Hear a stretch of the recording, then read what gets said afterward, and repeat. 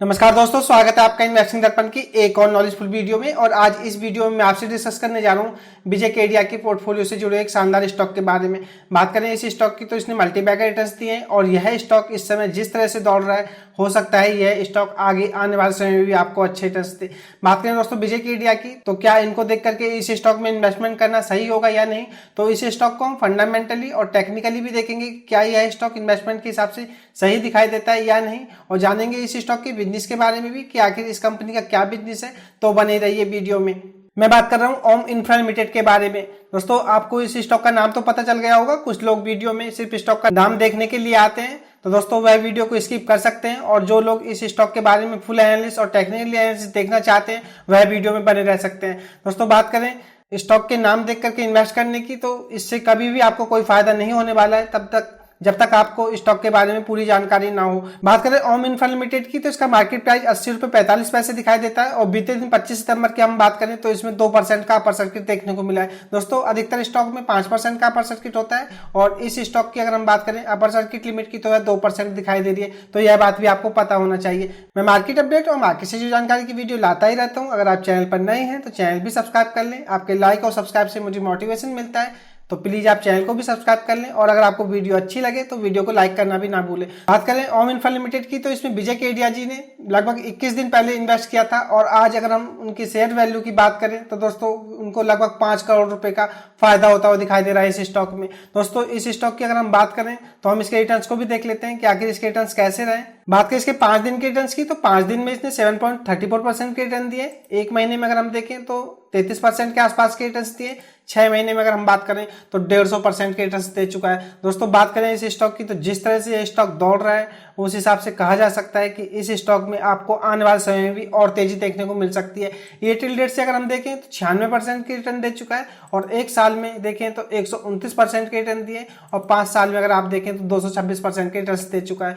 बात करें इसकी मैक्सिमम चार्ट की, तो मैक्सिमम डाटा इसका अवेलेबल नहीं है। बात करें इसकी स्टॉक मार्केट में यह स्टॉक 12 फरवरी 2021 से दिखाई देता है, तो कहा जा सकता है कि स्टॉक मार्केट में स्टॉक को आए हुए कोई ज्यादा समय नहीं हुआ है। और अगर आप इसके चार्ट को देखें तो चार्ट में यहाँ इसमें अच्छी खासी जंप देखी गई, उसके बाद यह स्टॉक काफी समय तक नीचे ही ट्रेड करता रहा और इस स्टॉक में अब इस समय यह ब्रेकआउट हो चुका है। बात करें इस स्टॉक की, तो इस समय यह स्टॉक अपनी 52 वीक हाई पर ट्रेड कर रहा है, तो यह बात भी आपको पता होना चाहिए। बात करें इसके रिटर्न्स की, तो रिटर्न्स के मामले में यह स्टॉक काफी अच्छा दिखाई दे रहा है और इसने मल्टी बैगर रिटर्न्स दिए। दोस्तों बात करें स्टॉक मार्केट की, तो स्टॉक मार्केट में आपको एक चीज को समझना होगा, कंपनी का अगर बिजनेस अच्छा होता है तो उसका स्टॉक प्राइस भी ग्रो होता है। यह बात मैं आपको हर वीडियो में बताता हूं जिससे कि आप यह समझ सके दोस्तों, अगर किसी स्टॉक का चार्ट पैटर्न अच्छा है तो उस स्टॉक का बिजनेस भी आपको अच्छा ही देखने को मिलेगा। इस स्टॉक से जुड़ी हुई खास जानकारी मैं आपको दूंगा दोस्तों। आपको वो गलती नहीं करनी है इस स्टॉक में। आप नाम देख करके अगर इन्वेस्ट करते हैं तो आपको ऐसा नहीं करना है, क्योंकि नाम देख करके अगर आप इन्वेस्ट करते हैं तो आपको इस स्टॉक में बड़ा लॉस हो सकता है। दोस्तों मैं आगे हूं एक आर्टिकल पर, आप इस आर्टिकल को देख सकते हैं। ये 25 सितंबर 2023 को पब्लिश हुआ है। बात करें दोस्तों विजय केडिया की, तो इन्होंने 4,83,31,875 रुपए का फायदा किया है इस मल्टी बैगर कंपनी में। बात करें दोस्तों इसकी, तो ये 80 रुपए से नीचे है और इनको जो ये रिटर्न्स मिले हैं मात्र 21 दिन में मिले हैं। तो दोस्तों कहा जा सकता है, बात करें विजय केडिया की, तो यह लगभग 5 करोड़ रुपए का प्रॉफिट बना चुके हैं इस स्टॉक में 21 दिन में। बात करें विजय केडिया सिक्योरिटीज लिमिटेड की, तो इन्होंने 4 सितंबर 2023 को इस स्टॉक में 24,65,912 शेयर्स खरीदे थे। बात करें इन शेयर्स की बाइंग प्राइस की, तो वह 61 रुपए 70 पैसे रही थी और टोटल वैल्यू की अगर हम इसकी बात करें तो 15 करोड़ 21,46,771 करोड़ रुपए दिखाई देती है। बात करें इसकी अप्रोक्सीमेटली, तो यह 15 करोड़ 21 लाख रुपए के आसपास के शेयर्स इन्होंने बाय किए थे। और बात करें 25 सितंबर 2022 की, तो स्टॉक इस समय 81 रुपए 30 पैसे पर ट्रेड कर रहा है। और बात करें विजय केडिया सिक्योरिटी की, तो इस समय इन शेयर्स की वैल्यू 20 करोड़ 4,78,646 हो गई है। बात करें इनकी बाइंग वैल्यू की और करंट वैल्यू की, तो दोस्तों इस समय इसमें 5 करोड़ रुपए का डिफरेंस देखा जा रहा है। तो कहा जा सकता है कि विजय केडिया सिक्योरिटी ने मात्र 21 दिन में इस स्टॉक में 5 करोड़ रुपए का प्रॉफिट बना लिया है। और कंपनी की फाइनेंशियल भी देख लेते हैं कि फाइनेंशियली कंपनी कैसी दिखाई देती है। बात करें इसके मार्केट कैप की, तो 782 करोड़ रुपए दिखाई देता है। और बात करें स्टॉक प्राइस सीजीआर की, तो आप देखिएगा 3 साल की अगर हम बात करें तो 70% के सीजीआर से इस कंपनी ने रिटर्न्स दिए। बात करें दोस्तों कंपनी की पीई की, तो 36.5x दिखाई देता है। रिटर्न ऑन इक्विटी 1.92% दिखाई देती है, जो कि कोई खास नजर नहीं आती है। और आरओसी को अगर हम देखें तो 7.46% दिखाई देती है। बात करें कंपनी की तो दोस्तों मार्केट कैपिटलाइजेशन के हिसाब से एक स्मॉल कैप या माइक्रो कैप स्टॉक कह सकते हैं। और कंपनी के अगर हम 3 साल के सीजीआर के रिटर्न्स की बात करें तो 70% से ज्यादा रहे तो कहा जा सकता है रिटर्न्स के मामले में स्टॉक काफी अच्छा दिखाई दे रहा है। आरओई कोई खास नहीं दिखाई देती है, लेकिन आरओसी इस स्टॉक की ठीक ठाक सी है। बात करें दोस्तों इसकी क्वार्टरली रिजल्ट्स की तो ये भी देख लेते हैं। बात करें इसकी क्वार्टरली रिजल्ट की तो नेट सेल्स को अगर हम देखें तो इसमें अच्छी खासी जंप देखने को मिल रही है, जो कि 84.14% रही है, जो कि 267 करोड़ रुपए है। बात करें दोस्तों इनके नेट प्रॉफिट की तो इनमें भी 133% से ज्यादा की जंप देखने को मिल रही है, जो कि 14 करोड़ रुपए के आसपास है। और बात करें फाइनेंशियल ईयर 23 की तो इनकी नेट सेल्स में जंप देखने को मिल रही है, जो कि 155% है। लेकिन बात करें नेट प्रॉफिट की तो इनमें 50% की गिरावट देखने को मिल रही है अगर हम कंपेयर करें फाइनेंशियल ईयर 2022 से। और बात करें इनकी ऑर्डर बुक की तो दोस्तों 2,961 करोड़ रुपए के प्रोजेक्ट्स इनके ऑर्डर बुक में दिखाई देते हैं। तो कहा जा सकता है कंपनी फाइनेंशियली काफी अच्छी दिखाई दे रही है। अगर हम ईयर ऑन ईयर बेसिस के हिसाब से देखें तो इनके नेट प्रॉफिट गिरते हुए दिखाई दे रहे हैं, लेकिन नेट सेल्स बढ़ी है, तो यह बात आपको पता होना चाहिए। दोस्तों बात करें एक रिटेल की तो एक रिटेल बड़े इन्वेस्टर्स को देख करके इन्वेस्ट कर लेता है। बड़े इन्वेस्टर को देख करके इन्वेस्ट करना कोई समझदारी वाली बात नहीं है दोस्तों। इन्होंने 21 दिन में 5 करोड़ रुपया बनाया, तो ऐसा नहीं है कि आप भी इस स्टॉक में 5 करोड़ रुपए बना सकते हैं। दोस्तों बात करें तो जिस तरह से बड़ा इन्वेस्टमेंट है उस हिसाब से इनको पैसा भी बड़ा बना है। लेकिन दोस्तों बात करें एक रिटेल की तो एक रिटेल ऐसे ही बड़े इन्वेस्टर को देख करके स्टॉक में फंस जाता है, क्योंकि दोस्तों बड़ा इन्वेस्टर कभी स्टॉक से एग्जिट कर दे यह उसको पता भी नहीं चलता है और स्टॉक नीचे लोअर सर्किट में आ जाता है। तो आप दोस्तों इस स्टॉक में यह गलती ना करें कि आप विजय केडिया ने इस स्टॉक में इन्वेस्ट किया है तो आप भी इस स्टॉक में इन्वेस्ट कर लें, क्योंकि दोस्तों बात करें इस स्टॉक की तो एक माइक्रो कैप स्टॉक है। और बात करें इसकी तो यह यहाँ से कैसे रिटर्न्स देगा इसकी कोई गारंटी नहीं है, तो आप इस बात को ध्यान में रखें। मेरी किसी भी स्टॉक पर पर्सनली बाय और सेल की कोई रिकमेंडेशन नहीं है, यह मेरी एक स्टडी का हिस्सा है और वही स्टडी मैं आपसे डिस्कस कर रहा हूं ताकि आपको स्टॉक के बारे में जानकारी दी जा सके। तो फटाफट इसको टेक्निकली देख लेते हैं कि चार्ट पर यह कैसा दिखाई दे रहा है। बात करें इसके करंट मार्केट प्राइस की तो वह 80 रुपये 45 पैसे दिखाई देता है।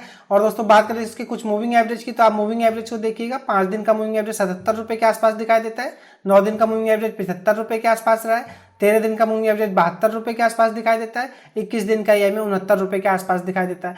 बात करें इसके 50 दिन के ईएमए की तो 61 रुपये के आसपास रहा है, 100 डे का ईएमए 55 रुपये दिखाई देता है और 200 डे का ईएमए 48 रुपये रहा है। बात करें दोस्तों ओम इंफ्रा लिमिटेड की तो इस समय यह स्टॉक अपने सारे मूविंग एवरेज से ऊपर ट्रेड करता हुआ नजर आ रहा है और अगर आप इसको चार्ट पर देखेंगे तो यह स्टॉक लगातार अपर सर्किट में चल रहा है।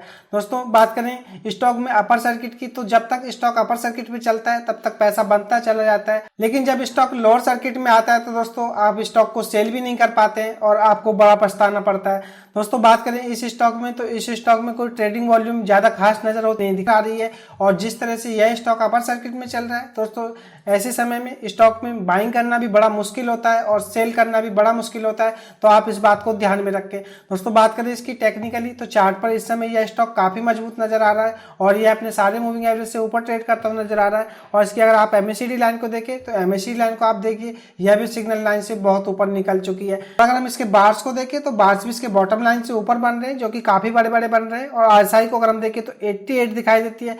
स्टॉक इस समय ओवरबॉट जोन में ट्रेड कर रहा है, तो यह बात भी आपको पता होना चाहिए।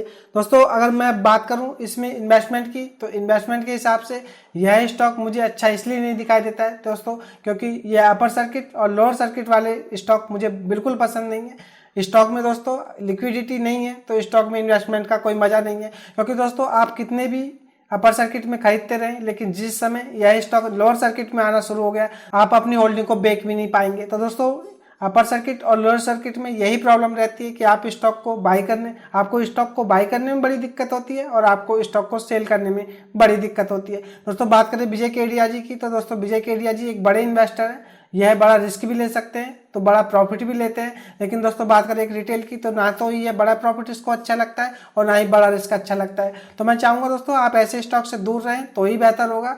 इससे अच्छे स्टॉक मार्केट में अवेलेबल है, आप उन स्टॉक में इन्वेस्ट कीजिए, उनमें लिक्विडिटी की भी कोई समस्या नहीं है, ट्रेडिंग वॉल्यूम भी काफ़ी अच्छी देखने को मिलेगी, आप किसी भी समय बाई कर सकते हैं और किसी भी समय आप एग्जिट कर सकते हैं। तो आप ऐसे स्टॉक से दूर ही रहें।